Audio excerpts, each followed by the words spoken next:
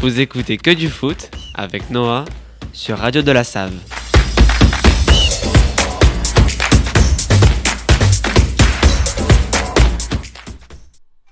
Chères auditrices et auditeurs, je vous souhaite la bienvenue dans votre chronique hebdomadaire du mardi, Que du foot.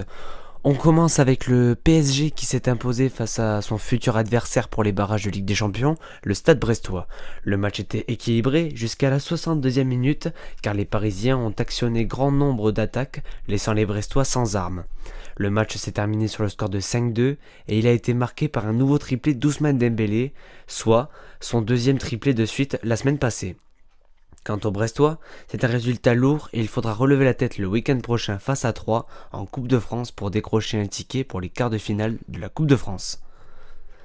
Ce début de Ligue 1 se résume à une histoire de triplé et comme Ousmane Dembélé, Mika Biret s'en est offert un permettant à lui et son équipe de renverser la JOCR. Le score final est de 4-2 pour les Monégasques. La 20e journée de Ligue 1 a été prolifique en nombre de buts marqués et le match entre Lille et Saint-Étienne y a contribué. En effet, les Lillois se sont imposés 4-1 au terme d'un match sensationnel. Les Stéphanois avaient pourtant bien débuté avec un but marqué à la 6e minute de jeu en la personne de Zurico Davitashvili sur penalty. L'égalisation est également sur penalty avec la panenka de Jonathan David et derrière, ça fait mal, les Lillois ont mis 3 buts dont un doublé d'Ossam Sarawi.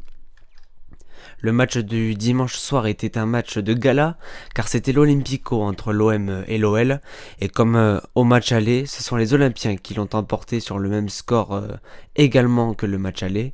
Le score s'est dessiné en seconde période grâce à un premier but de Corentin Tolisso permettant d'ouvrir la marque pour l'OL. Mais derrière, tout s'est accéléré avec 2 buts en 3 minutes pour l'OM. Mason Greenwood et Adrien Rabiot ont ouvert la voie phocéenne. Les Lyonnais ont pourtant égalisé en la personne d'Alexandre Lacazette qui a fait chuter Geronimo Rulli et sa série de 15 arrêts consécutifs sans pénalty concédé. Au final, Luis Enrique a décidé du résultat avec une reprise de volée à la 85e minute de jeu, scellant la victoire marseillaise. Tout de suite, le petit point classement de la Ligue 1 McDonald's.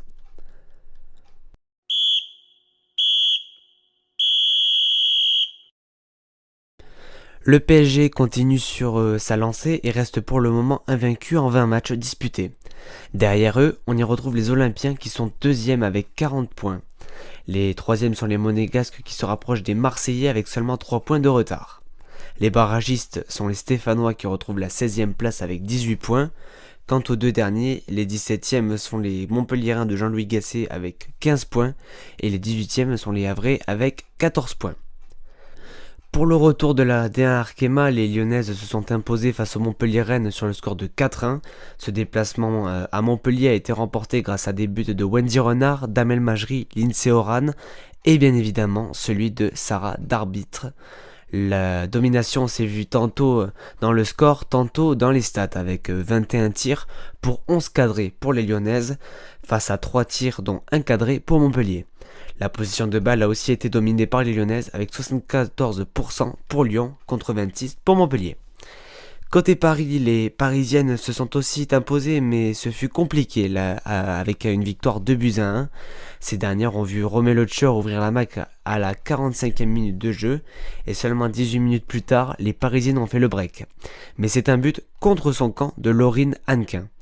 Les Strasbourgeoises ont tout de même réduit l'écart dans le temps additionnel en la personne de Liana Joseph. Tout de suite, le petit point classement de la D1 Arkema.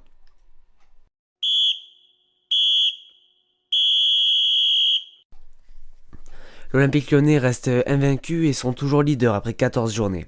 Elles comptent 40 points et peuvent désormais croire à un 18e titre de championne de France. Elles sont suivies non pas par le Paris Saint-Germain mais par le Paris FC qui grâce à leur victoire 3-0 face à Reims se hisse seconde au classement. Derrière elles, vous l'aurez compris, c'est le Paris Saint-Germain qui ferme la 3e marche du podium. Les barragistes sont les Havraises avec 11 points, puis les 11e et 12e places sont occupées par Strasbourg et Guingamp avec 7 et 3 points chacun. Pour votre point local, pas de Régional 1, mais la Coupe d'Occitanie qui en était au stade des 16e de finale. Pour commencer, Muret s'est imposé 4-2 face à Tarbes et verra les 8e de finale. Blagnac a perdu face à Agdé 3-0 et Albi s'est imposé face au Mirail sur la plus courte des démarches 1-0. Les Toulousaines ont joué ce week-end face à Saint-Malo. Les Violettes avaient l'opportunité de devenir deuxième à égalité avec Le Mans, mais finalement les Toulousaines ont concédé le nul un partout. Les joueuses d'Antoine Gérard ont pourtant été menées 1-0 suite au but de Kelly Coney à la 24e minute de jeu, mais comme à leur habitude, les Toulousaines ont réagi positivement en marquant à la 93e minute de jeu en la personne d'Anaëlle Anglais. A noter que les Toulousaines ont été réduites à 10 à cause de l'expulsion de Marie Chimati à 10 minutes du terme. Côté masculin, le TFC a ralenti l'OGC Nice en faisant également un match nul un partout, et le scénario est très ressemblant à celui des filles, car les Niçois ont mené au score sur un penalty marqué par Gaëtan Laborde, mais à 5 minutes du terme, Marc Mackenzie a égalisé sur un coup franc tiré par Christian Caceres. Marc Mackenzie a su profiter de l'erreur de Marcin Bulka pour inscrire son premier but de la saison. Les hommes de Carles Martinez-Novel joueront mercredi face à Guingamp pour le compte des huitièmes de finale de la Coupe de France à 20h45 au Stadium. Puis côté féminin, les filles joueront aussi en Coupe de France, mais face au Havre dimanche à 14h30. Chers auditeurs et auditrices, je vous remercie pour votre écoute et vous dis à mardi prochain pour de nouvelles actus foot. Ciao. Vous écoutez Que du foot avec Noah sur Radio de la Save.